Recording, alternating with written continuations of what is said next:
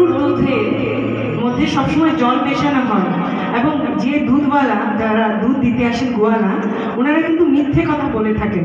তার জন্য বলা হয়েছে, হে গোয়ালর জাতি তুই নকল হাসা কথা ডাকিরে পানি দিয়া কুলি, এই আজিকালি বেকালরা, আজকালকের মানে যারা ইয়াং প্রজন্মের ছেলেমেয়েরা আছে তারা নাকি সত্য কথা বলে না, সেটাই বলা হয়েছে।